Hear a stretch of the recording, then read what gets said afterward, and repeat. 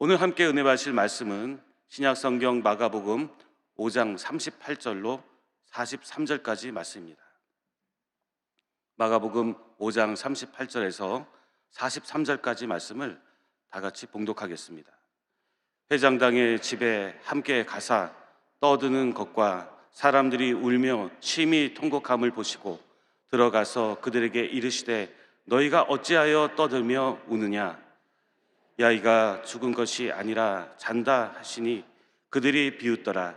예수께서 그들을 다 내보내신 후에 아이의 부모와 또 자기와 함께한 자들을 데리고 아이 있는 곳으로 들어가사 그 아이의 손을 잡고 이르시되 달리다굼 하시니 번역하면 곧 내가 내게 말하노니 소녀야 일어나라 하심이라.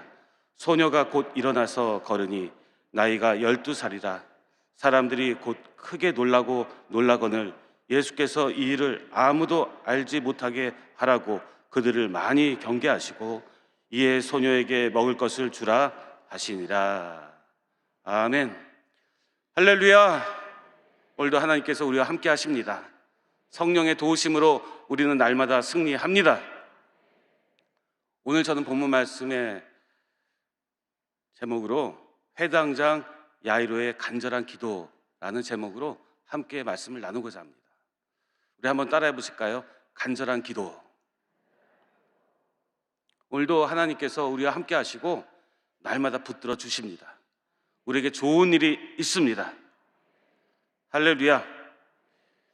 우리는 금년도 한 해를 시작하면서 벌써 1월 마지막 주가 됐어요.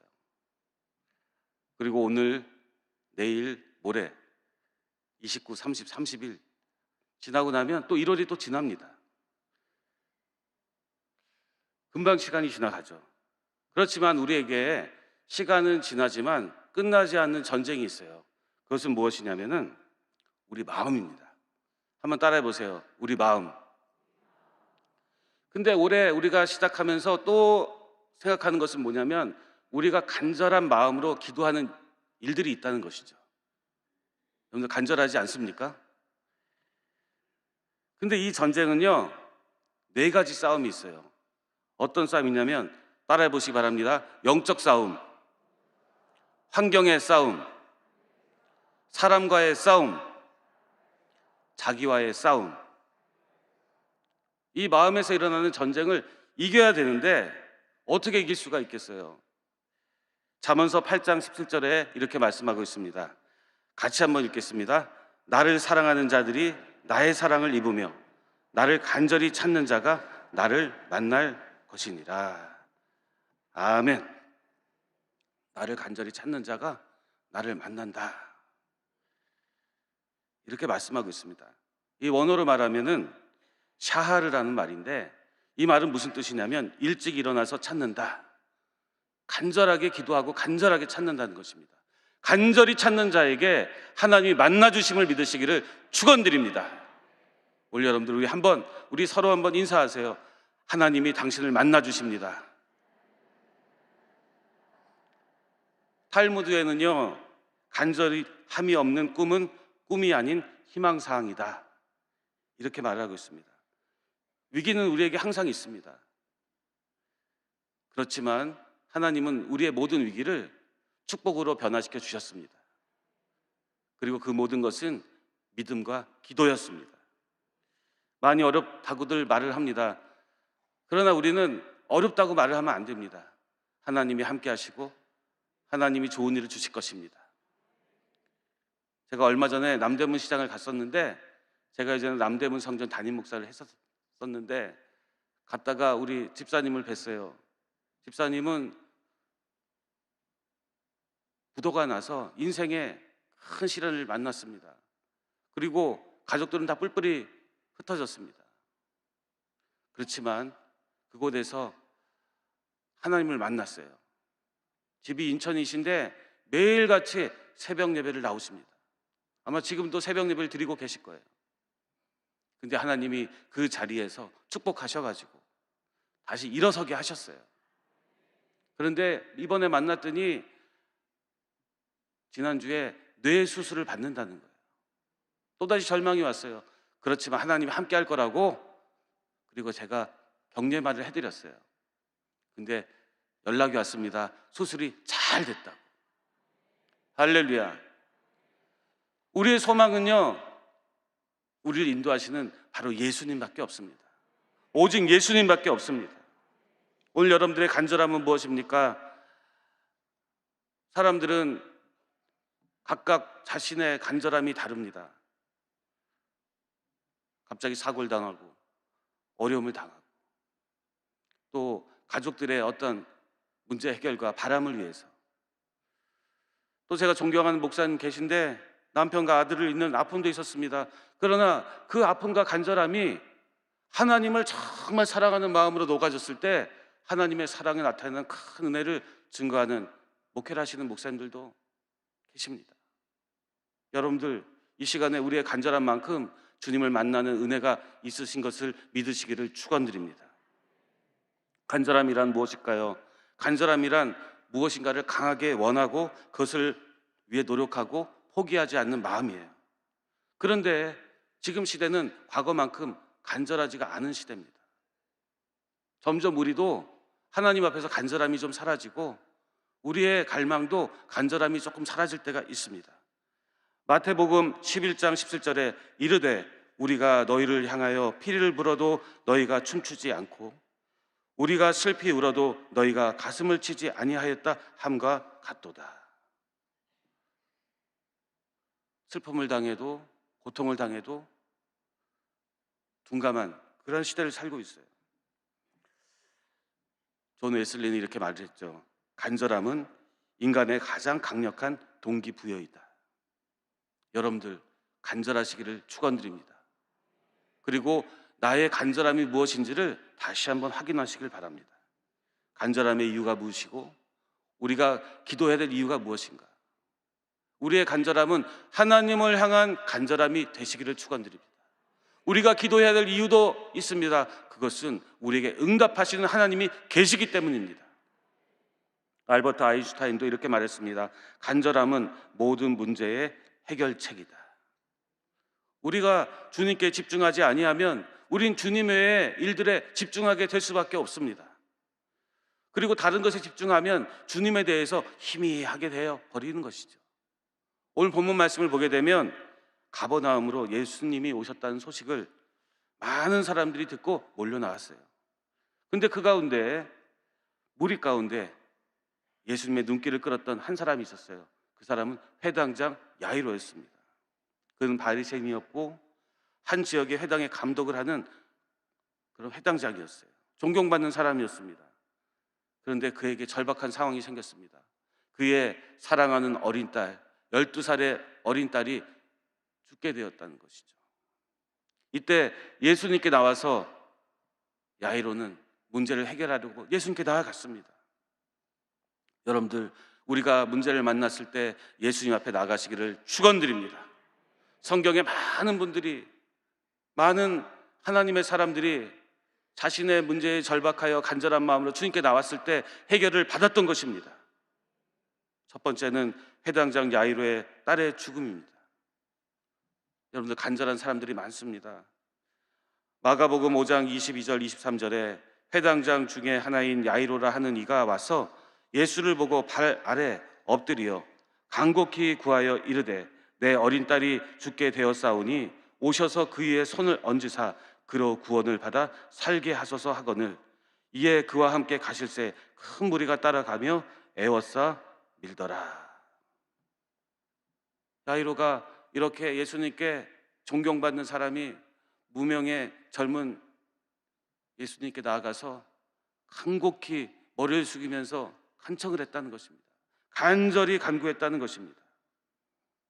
그리고 예수님은 그 마음을 아시고 흔쾌히 그곳을 향해 갔습니다.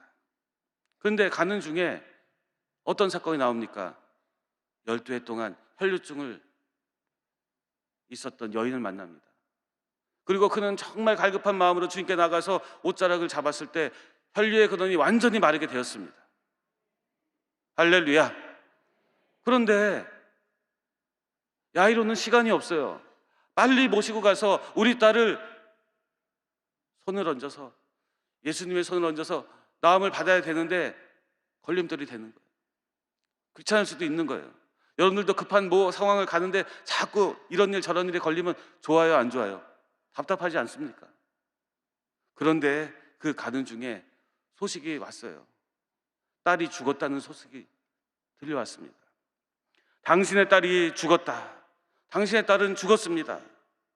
마가복음 5장 35절 36절에 아직 예수께서 말씀하실 때 회장장의 집에서 사람들이 와서 회장장에게 이르되 당신의 딸이 죽었나이다. 어찌하여 선생을 더 괴롭게 하나이까? 예수께서 그 하는 말을 곁에서 들으시고 회장장에게 이르시되 두려워하지 말고 믿기만 하라 하시고. 할렐루야. 야이로는 정말 간절하게 예수님을 모셔왔는데 딸이 죽었다는 소식을 듣게 되었습니다. 중간에 그 혈류증 알았던 여인을 안 만났으면, 우리 딸이 더 먼저 가서 예수님의 손을 잡았다면 어땠을까라는 후회도 있었을 것입니다.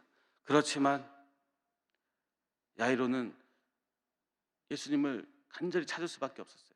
그러나 그때 예수님 뭐라고 그랬어요? 두려워하지 말고 믿기만 하라. 우리 한번 따라해 보세요. 두려워하지 말고 믿기만 하라. 아멘.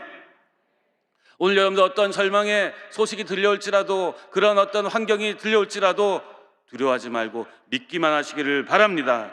예수님의 음성을 들으시기를 축원드립니다. 히스기야도 정말 그렇게 절박했을 때 열왕기하 20장 3절에 야훼여 구하오니 내가 진실과 전심으로 주 앞에 행하며 주께서 보시기에 선하게 행한 것을 기억하옵소서 하고 히스기야가 심히 통곡하더라. 통곡한다는 건 무엇입니까? 간절히 기도했다는 것입니다. 인생의 절대절명의 위기 속에서 정말 하나님께 기도했을 때 그는 건짐을 받았던 것이죠. 할렐루야. 여러분들 지금 간절할 그때가 가장 빛날 때인 것을 믿으시기를 축원드립니다. 여러분들의 절실함과 여러분들의 간절함은 무엇입니까? 오늘 그 간절한 기도를 주님이 듣고 계시고 응답하고 계신다는 것입니다. 두 번째는 이 아이가 죽은 것이 아니라 잔다는 것입니다. 한번 따라해 보실까요? 이 아이가 죽은 것이 아니라 잔다. 마가복음 5장 37절에서 39절에 베드로와 야고보의 형제 요한 외에 아무도 따라옴을 허락하지 아니하시고 회당장의 집에 함께 들어가사 떠드는 것과 사람들이 울며 심히 통곡함을 보시고 들어가서 그들에게 이르시되 너희가 어찌하여 떠들며 우느냐? 이 아이가 죽은 것이 아니라 잔다 하시니. 아멘. 이 아이가 죽은 것이 아니라 잔다는 것입니다.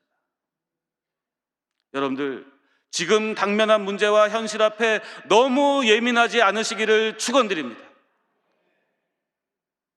정말 저를 포함해서 우리가 너무 그럴 때가 많습니다.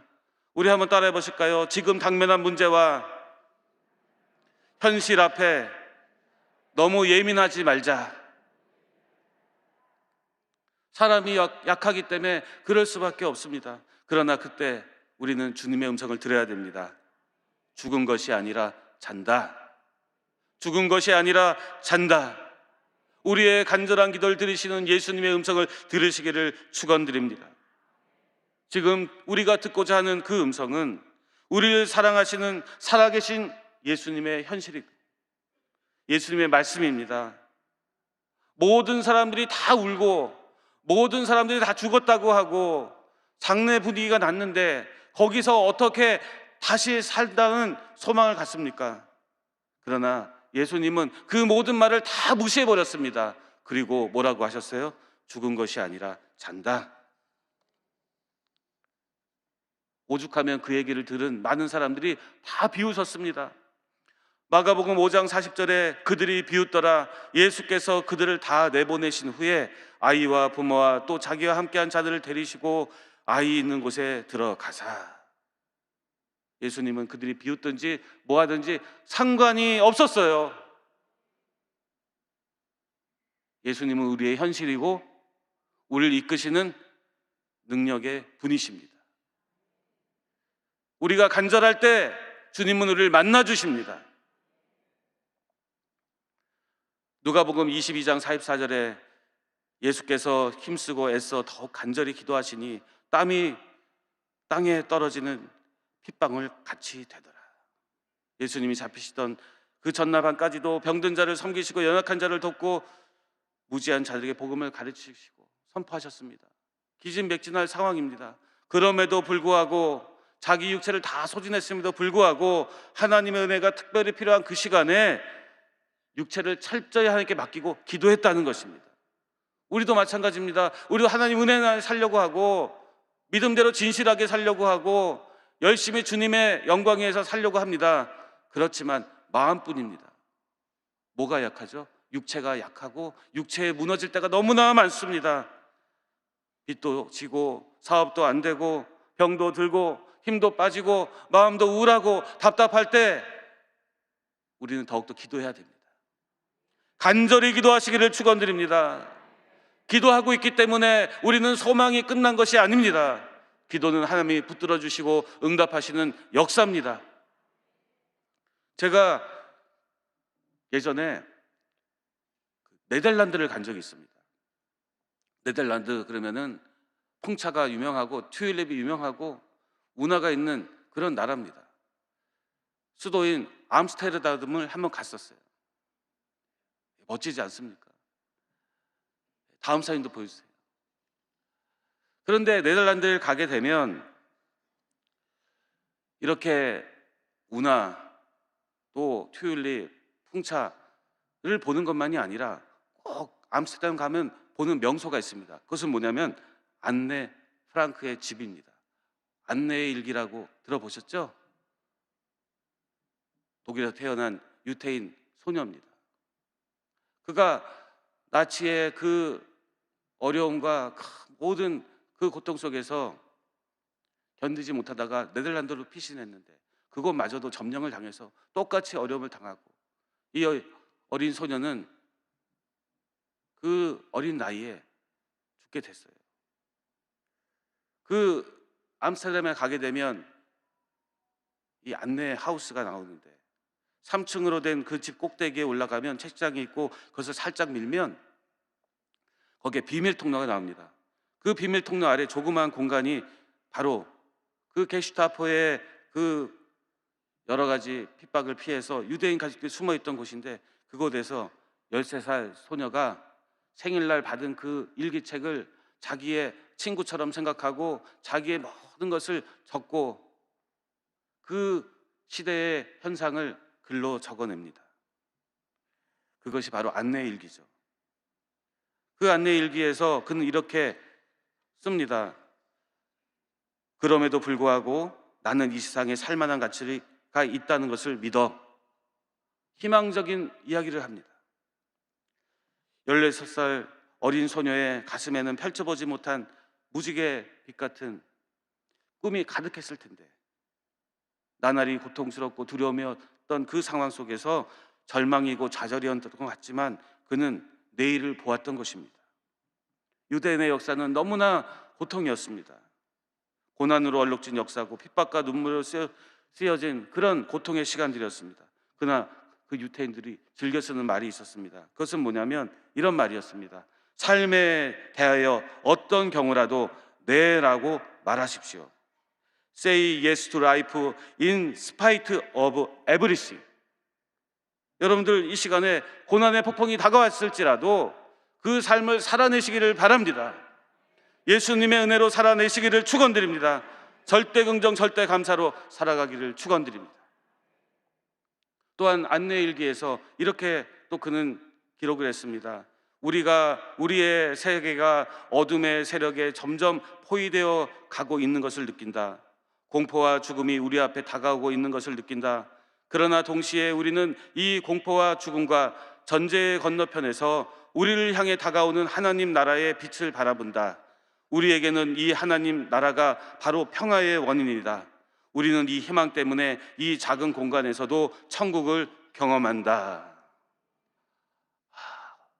이 작은 소녀가 정말로 그곳을, 그 인생을, 외롭고 고통스러운 그 자리에서 희망을 써내려 갔어요.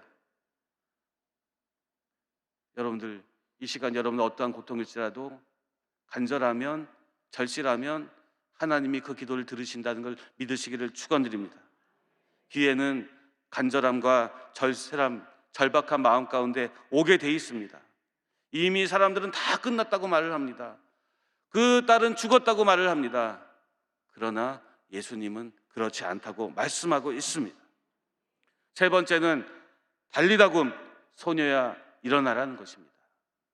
따라해 보세요. 달리다굼, 소녀야 일어나라. 마가복음 5장 41절에 그 아이의 손을 잡고 이르시되 달리다굼 하시니, 번역하면 곧 내가 내게 말하노니 소녀야 일어나라 하심이라. 아멘. 달리다굼이라는 이 말은, 달리다라는 말은 아랍어로 어린 암양을 말합니다. 그러나 그건 애칭입니다. 소녀라는 말이죠. 그리고 여기서 쿰이라는 말은 영어의 컴과 같은 말입니다. 일어나라는 것입니다. 주님은 시끄럽고 떠들고 복잡한 데서는 기적을 이뤄내지 않습니다. 부정적인 일들, 부정적인 말하는 사람들과 함께하지 않습니다. 오늘 여러분들 긍정적이고 창조적인 말을 하시기를 축원드립니다. 마가복음 5장 42절 43절에 소녀가 곧 일어나서 걸으니 나이가 12살이라 사람들이 곧 크게 놀라거늘 예수께서 이 일을 아무도 알지 못하게 하라고 그들을 많이 경계하시고 이에 소녀에게 먹을 것을 주라 하시니라. 아멘. 예수님이 소녀의 손을 잡고 소녀야 일어나라 달리다굼 하니 곧 일어나게 되었던 것입니다. 일어나 또 먹게 되었다는 것입니다. 오늘 여러분들 주님이 오셔서 여러분들의 손을 잡고 달리다굼 하실 때 함께 일어나시기를 축원드립니다. 주님이 도와주십니다. 여러분들의 절망의 순간 가운데 일으켜 세워주신다는 것입니다. E.M. 바운즈도 이렇게 말했습니다. 기도에 내 인생이 달렸다. 따라해 보세요. 기도에 내 인생이 달렸다. 우리 작년과 올해 겟세마네 특별 기도회 12강주리 새벽 예배 통해서 큰 은혜와 역사가 일어났습니다. 우리 한 목사님이 저에게 말씀하시더라고요. 이번에 겟세마네 기도회에 하루도 안 빠졌고 새벽 예배 저녁 기도회에 하루도 안 빠졌는데 이 기도회가 마치는 그날 모든 문제가 다 해결됐다는 것이에요. 할렐루야. 사람으로는 할 수 없으되 하나님은 그 일을 계획하고 우리에게 기도를 시키시는 것입니다. 할렐루야. 간절히 부르짖을 때 하나님의 역사는 일어난다는 것입니다. 기도해야 됩니다. 작년 후반에 우리 장영국에 우리 조동현 장로님이 저한테 찾아오셔서 기도 부탁을 하셨어요. 우리 장영국에 부부가 있는데 수년 동안 아이가 없다는 거예요. 그리고 시험관 아기를 8번을 했는데 다 실패했다. 절망이었어요. 그래서 찾아오셨어요. 얼굴이 어두웠습니다. 저는 말씀을 드렸어요. 오늘 오신 목적이 뭐죠? 자녀를 얻기 위한 거라는 거예요. 근데 왜 저를 오셨죠? 근데 분명히 아셔야 될 게 있어요. 자녀가 목적이 아니라 하나님이십니다. 자녀가 아니에요. 하나님이세요. 하나님이 도우실 거예요. 하나님이 함께 하시는 거예요. 그리고 기도를 해드렸어요. 지난주 월요일 날 장로님이 연락이 오셨습니다. 병원에서 가능성이 0이었는데 기도받고 가서 임신을 했다는 거예요. 그리고 어저께 찾아오셨어요. 쌍둥이가 됐다는 거예요. 할렐루야. 그 간절함은 하나님이 들으신 거죠. 여러분들, 우리는요 바울의 간절함을 알아야 됩니다. 바울의 간절함은 무엇입니까? 그것은 빌립보서 1장 20절 21절에 나의 간절한 기대와 소망을 따라 아무 일에든지 부끄러워하지 아니하고 지금도 전과 같이 온전히 담대하여 살든지 죽든지 내 몸에서 그리스도가 존귀하게 되게 하려 하나니 이는 내게 사는 것이 그리스도니 죽는 것도 유익함이라. 아멘. 사도 바울의 간절한 것은 바로 예수님이었어요. 고난을 당하든 고통을 당하든 정말 주님을 위해서 사는 그 간절한 기대가 있었습니다. 여러분들, 우리에게 간절함이 있습니다. 근데 그 간절함을 왜 주셨어요? 주님의 영광을 위해서 우리가 인도함 받고 부르심을 받은 것임을 믿으시길 바랍니다. 그래서 우리 교회들이 크게 부흥하고 이 마지막 때 정말 사람들이 무감각하게 간절함도 없고 기대와 소망도 없을 때 예수님을 기대하고 소망을 가지고 나아가서 정말 우리가 희망을 주는 교회요 성도가 되기를 예수님의 이름으로 축원드립니다. 여러분들의 간절한 기도를 주님이 듣고 계십니다. 좋은 일이 있을 것입니다. 하나님은 응답하여 주십니다. 기도하겠습니다. 하나님 감사합니다. 오늘 이 시간도 우리에게 은혜 주셔서 축복하신 거 감사합니다. 성령의 능력을 베푸신 거 감사합니다. 새 힘을 더하여 주신 거 감사합니다. 아버지여, 살아계신 하나님을 만나서 예배할 때마다 우리의 간절함이 나의 간절함이 아니라 주님을 향한 사도 바울의 간절함이 되어 주께 영광 돌리는 큰 은혜의 삶이 되도록 축복하여 주시옵소서. 이 시간도 예배하는 모든 교회들마다 축복하여 주시고 교회들마다 부흥 일어나게 하시고 많은 영혼들이 주께 나오게 하여 주시고 아버지, 특별히 우리 목사님들, 우리 모든 재직들 성도들이 하나가 되어서 주를 향하여 한 마음으로 간절해지게 하시고 하나님의 은혜로 이 마지막 때 깨어있게 하여 주시옵소서. 오늘도 대한민국 축복하여 주시고 또 우리 해외 선교 사역 가운데 계신 우리 당회장 목사님에게 능력과 권능을 더하여 주시고 오늘도 하나님 우리에게 은혜 주셔서 우리의 간절한 기도를 응답하여 주시옵소서. 오늘도 이 시간 하나님께 드려지는 귀한 예물을 축복하사 예물에 복을 더하시고 능력을 주시고 하나님 축복하여 주시옵소서. 오늘도 하루도 승리케 하여 주옵소서. 감사를 드리며 예수 그리스도의 이름으로 기도합나이다. 아멘. 하늘에 계신 우리 아버지여, 이름이 거룩히 여김을 받으시오며 나라가 임하시오며 뜻이 하늘에서 이루어진 것 같이 땅에서도 이루어지이다. 오늘 우리에게 일용할 양식을 주시옵고 우리가 우리에게 죄 지은 자를 사하여 준 것 같이 우리 죄를 사하여 주시옵고 우리를 시험에 들게 하지 마시옵고 다만 악에서 구하시옵소서. 나라와 권세와 영광이 아버지께 영원히 있사옵나이다. 아멘.